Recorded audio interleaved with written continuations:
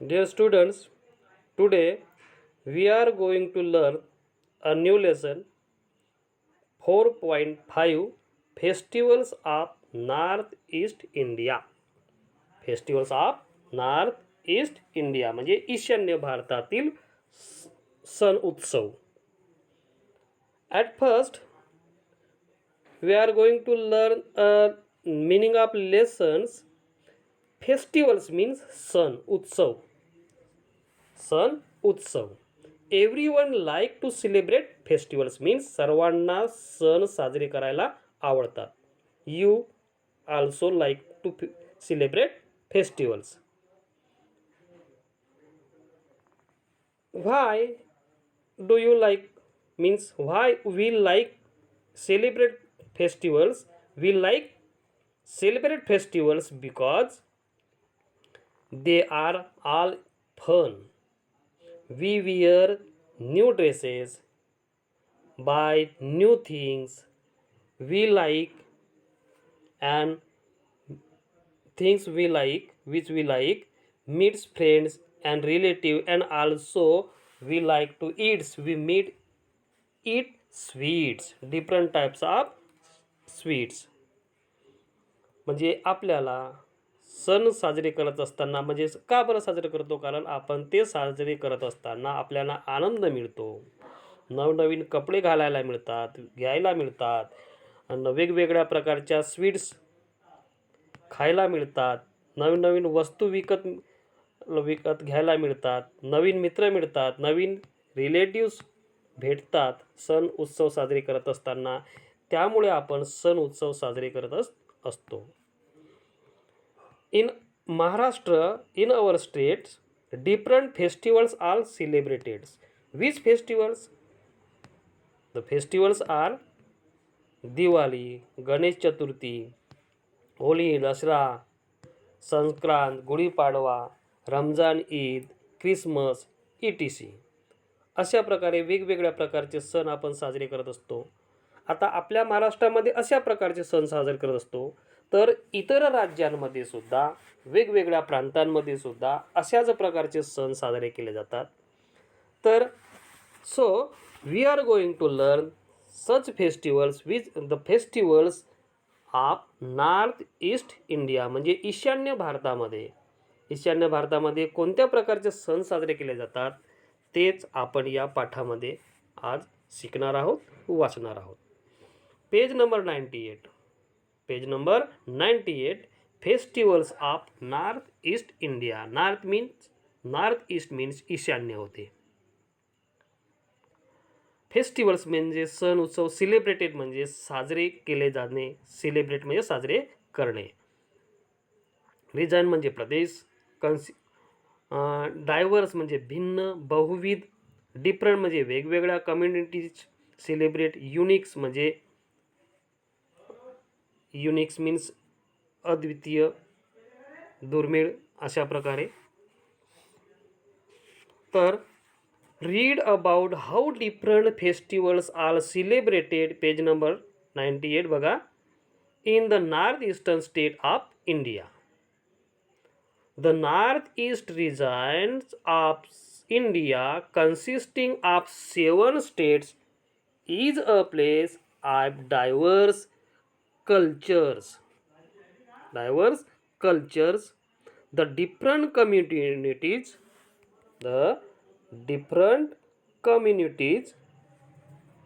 listen, different community and tribes celebrate their unique festivals with great enthusiasm and joy. Many of their festivals are based on agriculture, and no celebration is complete without the traditional music and dance. Traditional म्हणजे पारंपरिक, agriculture म्हणजे कृषी, पारंपरिक नृत्य आणि संगीत.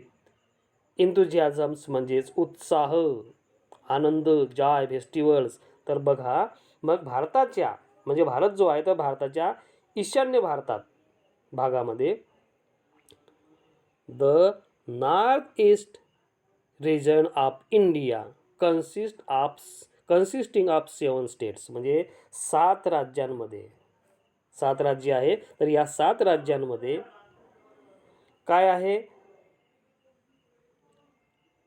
Is a place diverse, विविध संस्कृती आहेत, विविध संस्कृती नांदत आहे.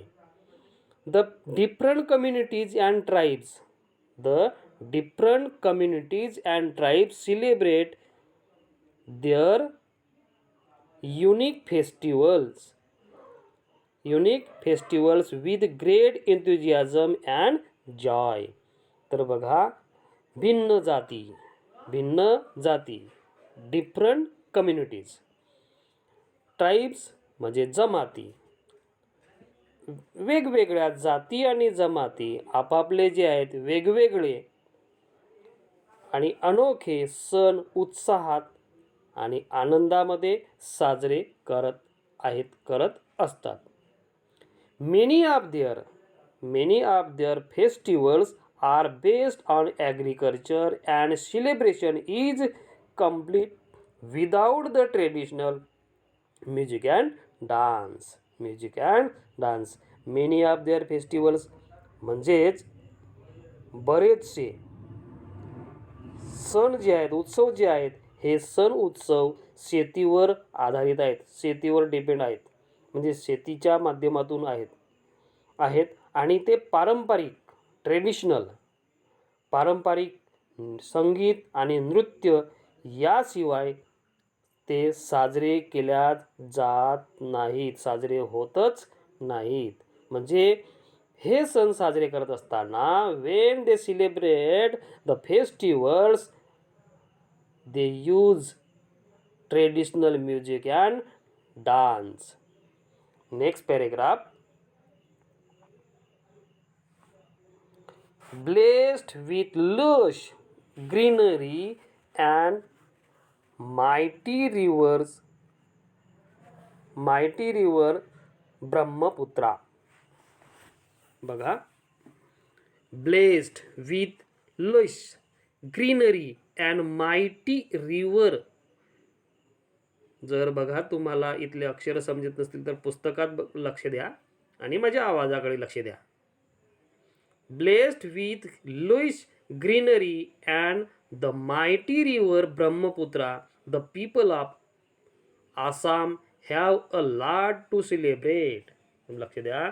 तर blessed with lush म्हणजे समृद्ध, lush म्हणजे समृद्ध होते, लक्षात घ्या. ब्रह्मपुत्रा, माइटी म्हणजे वरदान, ब्रह्मपुत्र नदीचं वरदान. तर बघा मग, समृद्ध, हिरवळ आणि अफाट विस्तीर्ण अशी पसरलेली ब्रह्मपुत्रा नदी यांचे वरदान जे आहे, याचे वरदान जे आहे, हे वरदान लाभलेलं अशा या आसामच्या लोकांकडे साजरे करण्याजोग्या अनेक गोष्टी आहेत, खूप सारं आहे celebrate. Bihu is the chief festival of this state. बघा मग आता बिहू हा एक सण आहे, लक्षात घ्या. Bihu is the name of sun festival. Bihu is the chief festival of the state. तर अशा प्रकारे या प्रदेशामध्ये, आसाममध्ये काय, तर बिहू हा मुख्य सण आहे. बिहू हा या राज्याचा मुख्य सण आहे. It is celebrated by people of all region, caste or tribes. म्हणजे हा सण जो आहे, हा सण सर्व धर्माचे, जातीचे आणि जमातीचे लोक साजरे करतात. It is celebrated by people of all regions, caste and tribes. The three different sets, listen, the three different sets of Bihu mark of beginning of harvesting season, the completions of sowing and the end of the harvest seasons. बघा, तर मग हा जो बिहू सण जो आहे, हा बिहू सण हा 3 टप्प्यांमध्ये 3 स्टेपमध्ये साजरा होतो. 3 टप्प्यामध्ये साजरा केला जातात. तर beginning of the harvesting seasons. पहिला सुगीच्या दिवसात, सुगीच्या म्हणजेच सुगीच्या हंगामाच्या सुरुवात होतो. दुसरा जो आहे beginning harvesting the completion of sowing, पेरणी पूर्ण झाल्यानंतर आणि नंतर सुगीचा हंगाम संपताना. अशा प्रकारे हा सण सुगीचा पेरणी पूर्ण, हार्वेस्टिंग म्हणजे सुगीचा सण, द कम्प्लेशन ऑफ पेरणी पूर्ण झाणे, कम्प्लेशन ऑफ सोईंग म्हणजे पेरणी पूर्ण झाल्यानंतर, आणि एंड ऑफ द हार्वेस्ट म्हणजे पीक जो आपण कापतो ना, जेव्हा धान्य घरी आणतो तेव्हाचा तो काळ. तर अशा प्रकारे 3 स्टेपमध्ये हा सण साजरा केला जातो. नेक्स्ट पॅरेग्राफ बघा. The Bihu dance is a joyous one perform by both young men and women and is noted for its bricks, steps and hand movement. तर बघा, हा बिहू हा जण जेव्हा साजरे करत असतात तर तो एक आनंददायी नृत्य प्रकार आहे. बिहू हा एक आनंददायी एक नृत्याचाच एक प्रकार आहे. तरुण स्त्रिया आणि पुरुष दोघेही या सणामध्ये उत्साहामध्ये नृत्यामध्ये सण साजरा करताना नृत्यामध्ये सहभागी होत असतात. Means young men and women perform and is noted bricks steps and hand movement. चपळ आणि पदन्यास आणि हाताच्या हालचाली हे या सणाचे नृत्याचे वैशिष्ट्य आहे.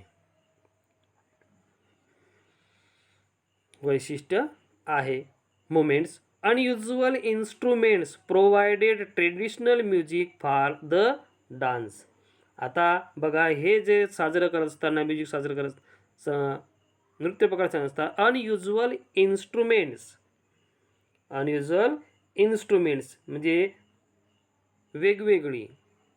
वेगवेगळ्या प्रकारची वाद्य वाजवून या नृत्याचे पारंपरिक संगीत निर्माण केलेले आहे.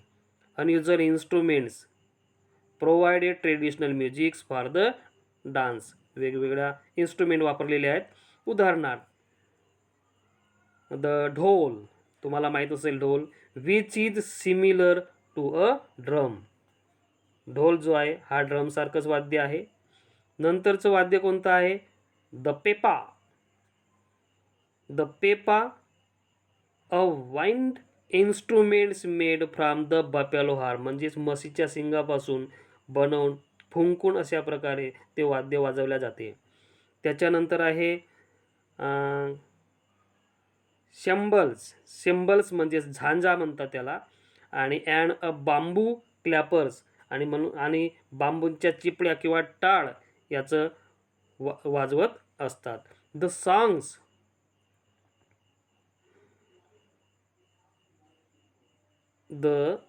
songs have been handed down through many generations.